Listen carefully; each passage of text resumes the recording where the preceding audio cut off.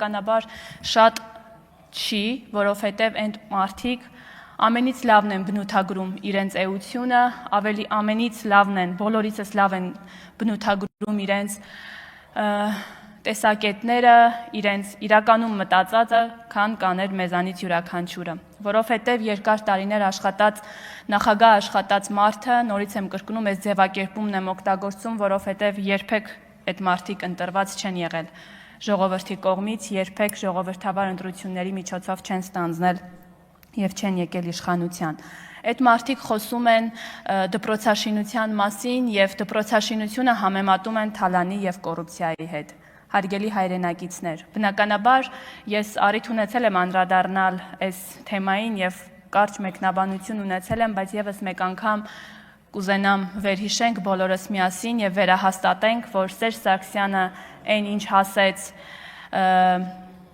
այդ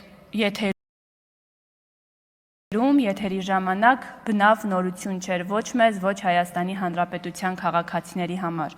որովհետև մենք բոլորս ապրել ենք այս երկրում, բոլորս տեսել ենք, թե ինչ վիճակում էր գտնվում Հայաստանի Հանրապետության դպրոցները և ինչ պայմաններում էին մեր երեխաները կրթություն ստանում։ Այնպես որ բնականաբար նորմալ է և ուղղակի ինքնախոստովանական ցուցմունք էր տալիս Սերժ Սարգսյանը եթերում, ասելով և համեմատելով դպրոցաշինությունը թալանի և կոռուպցիայի հետ, այնպես որ այստեղ շատ ասելիք չկա։ Մի փոքր կանդրադառնամ մարտի 1 և հոկտեմբերի 27 Շնորհակալություն։ Կանդրադառնամ նաև մարտի 1 և հոկտեմբերի 27 կազմակերպած Քոչարյան Ռոբերտի մտքի գոհարներին, փայլատակումներին։ Հարգելի հայրենակիցներ, այս մարդը, ով ևս երբևէ ընտրված նախագահ չի եղել, բայց նորից աշխատել է երկար տարիներ որպես նախագահ Հայաստանի Հանրապետությունում, Հայաստանի Հանրապետությանը մեղադրում է 44 օրյա պատերազմը հրահրելու մեջ։ Եկեք ևս մեկ անգամ փաստենք, որ այստեղ ևս շատ ասելիք չկա, միայն ու միայն կարող ենք շատ կարևոր արձանագրում անել, ասելով, որ այս մարդը և իր թիմակիցները, իր ընտանիքը բացարձակապես կապ չունեն Հայաստանի Հանրապետության հետ և այն խնդիրները, որոնք տարիներ շարունակ եղել են մեր երկրում, դրանց հեղինակը եղել են այս երկու անձինք։ Քոչարյան Ռոբերտն ասում է, գիտեք, ինձ հաճելի էր ժողովրդի հետ շփումը։ Ոչ, պարոն Քոչարյան, մենք գիտենք, որ ձեզ հաճելի չէ։ Մենք գիտենք, որ ձեզ հաճելին զուգարաններում մարդ սպանելու հրաման տալն է։ Մենք գիտենք, որ ձեզ հաճելին մարտի 1 և հոկտեմբերի 27 կազմակերպելն ու մարդկանց գնդակահարելն է։ Ինչպես Սերժ Սարգսյանի դեպքում ասեցի, այստեղ ևս կարող ենք ֆիքսել, որ բացարձակ նորություն չեք ասում։ Եվ ես հորդորում եմ, խնդրում եմ ձեզ, դուք հաճախակի եթերներով հանդես եկեք, 7 չէ, 17 ժամ խոսացեք, որովհետև սա միայն ու միայն վերահաստատում է Հայաստանի Հանրապետության ժողովրդի մոտ այն տեսակետն ու կարծիքը, այն համոզմունքը, որ մեր երկրում երբեք ու երբեք պիտի թույլ չտանք, որ ձեզ նմանները վերադառնան իշխանության, անգամ ընդդիմության կարգավիճակում դուք անելիք չունեք։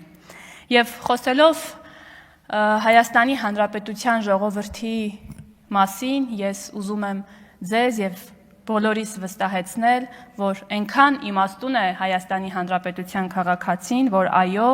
ձեր ամեն խոսելուց հետո և վերհիշելով անցած տարիները մեր պատմությունը, մեկ անգամ ևս բոլորս միասին առաջիկա ընտրություններում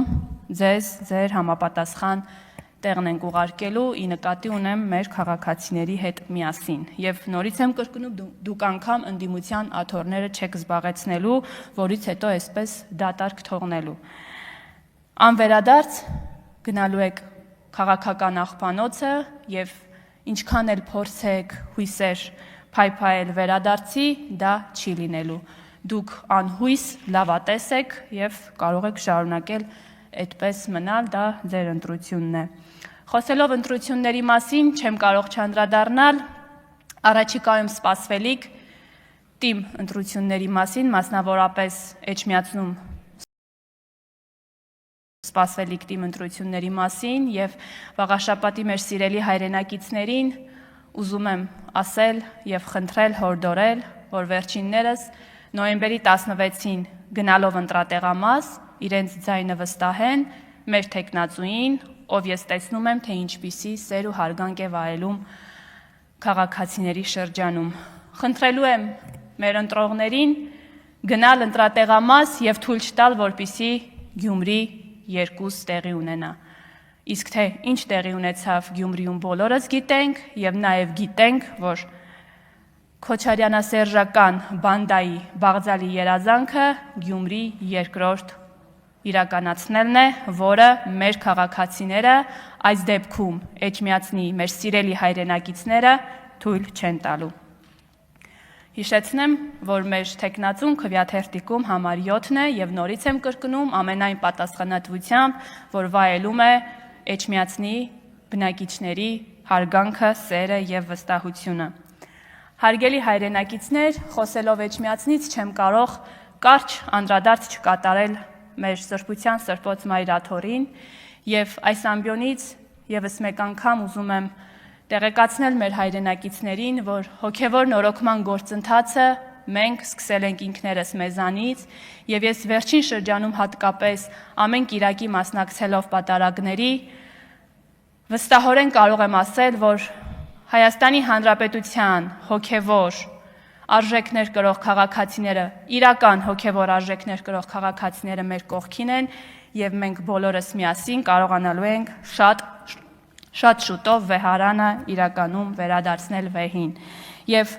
նորից այս ամբիոնից ուզում եմ իմ աջակցությունը հայտնել այն բոլոր իրական հոգևորականներին, ովքեր այս պահին հայտնվել են կտրիչի սև ցուցակում եւ ուզում եմ ասել Տեր Արամի գլխավորությամբ այդ մարդկանց զորակցություն եմ հայտնում եւ ուզում եմ ասել, որ իրենք ունեն իրական հոգևոր քաղաքացիների աջակցությունը, բոլորս կանգնած ենք նրանց կողքին եւ մենք կարողանալու ենք